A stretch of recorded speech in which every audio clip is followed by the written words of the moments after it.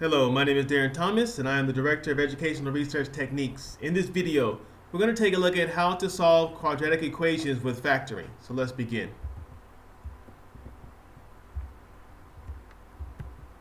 So here we go. What we have to do here is that let me first go ahead and pull up my equation for you so that you can see it. And then we're going to take a look at how we can address solving for a quadratic equation. So a quadratic equation, you know that it involves several properties that we're going to talk about. It always has some sort of a squared term, a second degree term if you will, and other things like that. So here we go. First thing, we got 2y squared equals 13y plus 45. Now, the first thing that I need to do here, and this is even before we start factoring, is I have to set this up so that all the terms are on one side. Now, I can't eliminate anything because all the terms are different. I got the y squared here is a second degree term. I can't do anything with that in terms of subtracting it from both sides or whatever. I mean, you know, dividing or removing it in some other way like that. Then I have the 13y, you know, that, and then I have the constant 45. So what we have to do is that we have to move all the terms to one side, and one side will be 0. This is going to be very, very important. So the easiest way to do this is to subtract these two terms. Sometimes it can be complicated to have the negative term with the second degree variable here, the y squared. And so often what we do is we just subtract the other two terms and move them over. So what I have now is, to make this as simple as possible, I have 2y squared minus 13y minus 45. That's what I have now. And of course it equals 0. This is my new, if you will, my new quadratic, if you will. All the terms are on one side. And now I can just do some basic factoring. I'm sure you're familiar with the AC method. We've talked about that in a prior video. And so basically you pretend this is like my term A, this is my term B, this is my term C. And so A times C will equal something, 90. So A times C is going to be 90 because, I'm sorry, negative 90. 2 times negative 45 is going to be negative 90.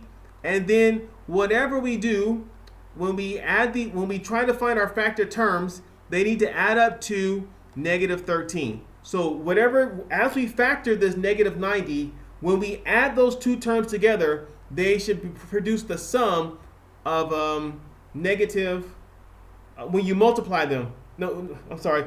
The sum of these two should equal negative 13. That's what I meant. So here we go. Let's take a look at this. So I have negative 90. And let's see here. We'll start with the largest thing. So what if we did 18 and 5? 18 times 5 equals 90. But when we add these two together, we get 23. Also, they don't equal negative 90. So if I did like 18 times negative 5, I would get negative 90, but I would get positive 13 here. So I think I'm close. So if I switch this and I do negative 18 and 5, when I multiply these two terms together, I get negative 90, which is what I need. And when I add these two together, I also get negative 13. So I'm thinking that this one will work. So our new equation, as we work on the factoring, is going to be as follows. 2y squared minus 18y plus 5y minus 45 equals 0. Now, why am I doing this? I'm splitting apart the middle term so that I can continue the factoring. I'm kind of dividing the polynomial in half, if you will. You split the middle term based on however you need to factor it, and then you separate the four terms now into two separate ones, and then you can deal with things. All right, so this is what I'm going to do now. I'm going to first deal with the 5y minus 45. And I do that by pulling out the 5. So I put the 5 on the outside, and then on the inside I have y minus 9. How did I get that? 5 times y is going to give me 5y, and 5 times negative 9 is going to give me negative 45, or minus 45. And over here, I'm going to pull out, if you will, I'm going to pull out the 2y. And so inside, I'm going to have y minus 9. All right, so you can see here, when I do 2y times y, I get 2y squared. And when I do 2y times negative 9, I get negative 18y. Everything is working clear. Let me move to the next screen here. So I had 2y, y minus 9, plus I had 5, y minus 9. Okay, now we can rearrange some things. We can combine these into their own parentheses here. So I have 2y plus 5 in one set of parentheses, and I have y minus 9 in the second set of parentheses. I did that because if you notice here, I have two sets of y minus 9s. That's redundant. And so by recombining things appropriately, I'm able to eliminate one of those and make it look much more efficiently. So this is almost done. We're almost done solving this, but remember, we're not quite done. Remember, this equals 0. So we have to figure out what does y equal in this case and what does y equal in this case. I'm going to deal with this one right here, the y minus 9. This is very obvious. It doesn't take a lot of detective work. Y minus 9 equals, y minus 9, in this case, y equals 9. That's it. Because if I take positive 9 and I subtract 9, I get 0. All right? And so what we're doing here is that this is an application of the zero product property, where when you want to try to solve an equation, you make it equal to 0. That's what we're doing here. Now, for the 2y plus 5, it's a little bit more complicated. It's still not that deep. But, 2y plus 5 equals 0. Subtract 5. So then we have 2y equals negative 5. I'm running out of space here. Let me go to the next slide.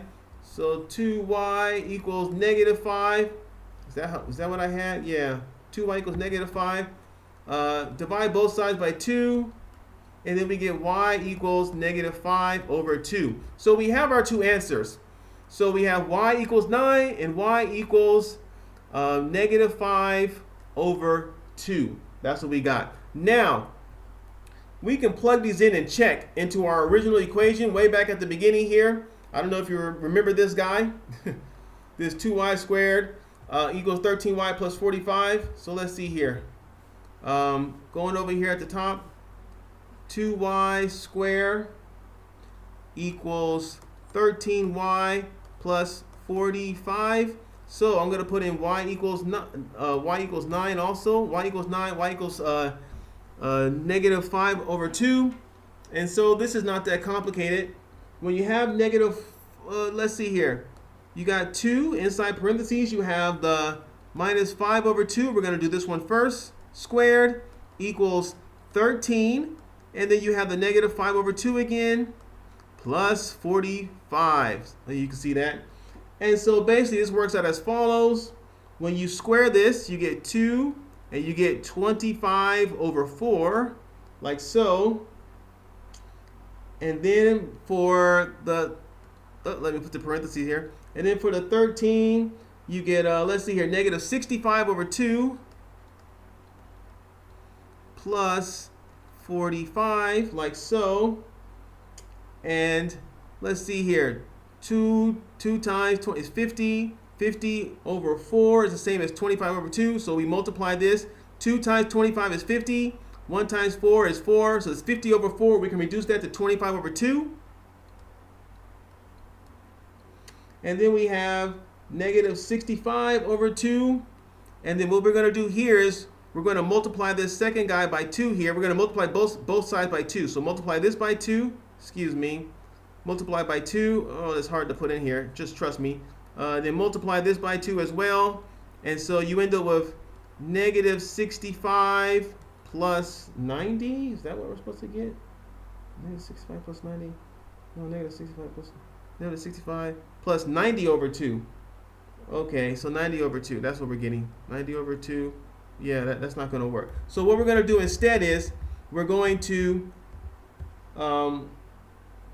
just do it as follows. Negative 65 plus 90 over 2 is what we're going to do. Negative 65 over 2 plus 90 over 2. Because what's happening is this. 90 over 2 is the same as 45. That's what's happening. So that's what we're going to do instead.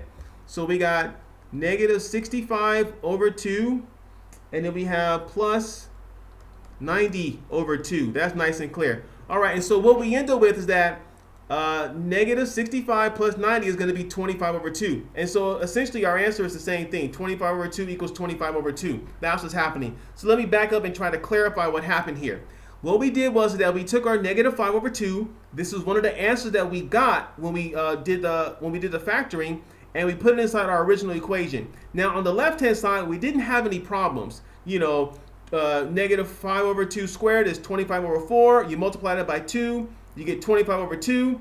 But then over here we had negative 65 over 2 plus 45. Now to deal with the 45, we multiplied it by 2, if you will, and then we divide it by 2. I know that sounds weird, but 45 is the same as 90 over 2. And the reason we did that is because we have the same denominator. That's very, very important. And now we can just add them. So negative 65 over 2 plus 90 over 2 is 25 over 2. And the left-hand side and the right-hand side are the same. You can see that right here. Now, we can repeat this for our second value. Remember, our second y value was 9. And so we're going to solve this real quick. 2. And then we have inside the parentheses here, 9. And then, of course, that's going to be squared equals 13 times 9 and minus 45. That's what we have here. So 9 squared is 81. And then 81 times 2 is going to be 162. So this is done. 13 times 9. 13 times 9. Oh, this is plus. Excuse me. 13 times 9 is 117. And then 117 plus 45. You can do the math here. So this is going to be 162 also. And so you can see that we got the two values by using this approach of solving a quadratic equation by factoring. So let me go back and try to recap what we did here. It was a little bit complicated. So what we did is that we solved a quadratic equation through the use of factoring. So the first thing that we did was very simple. We took our original equation here and we converted it to this right here. In other words, we got all the terms on one side and we had a 0 on the other side. That's what we did that. And by doing that, we're able to use something called the zero product property to solve for the actual equation. Now, in the current form that it was in right here, we were not quite ready to solve the equation. So we had to factor some things first. And we used the AC method. And so we did A times C, our 2 times negative 45 was negative 90. And then whatever two terms that we use here must add up to our B term, which was negative 13. As we went through the process of factoring negative 90, we discovered that minus 18 times 5 gives me negative 90, but minus 18 plus 5 also gives me negative 13, satisfying the constraints that I have right here. Once that was done, we were able to split apart our polynomial here. Notice how the B term has been divided based on the factor terms that we found, and we were able to deal with these. So we got 5 times y minus 9 here, 2y times y minus 9 here, and we were able to finish the process. Through doing this, we found out that we can now combine the 2y and the 5 because the y minus 9 is redundant. It's here twice. And so we have this down here as so, and we were able to solve for y in both equations separately. So y minus 9, y was equal to positive 9, and 2y plus 5, y was equal to negative 5 over 2.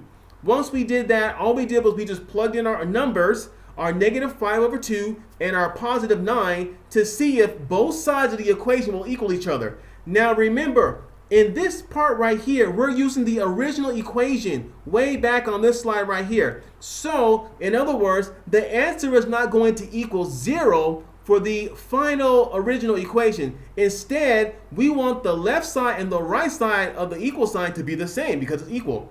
So our original equation was 2y squared equals 13y plus 45. All right. And so when you put in the negative 5 squared, and I know this is messy, please forgive me, the final result was for the negative y squared was 25 over 2 on both sides. 25 over 2. That's what we did. Now, on the next slide, we plugged in 9 this time. That was our second answer, and we got 162 on both sides. This is just basic addition and multiplication.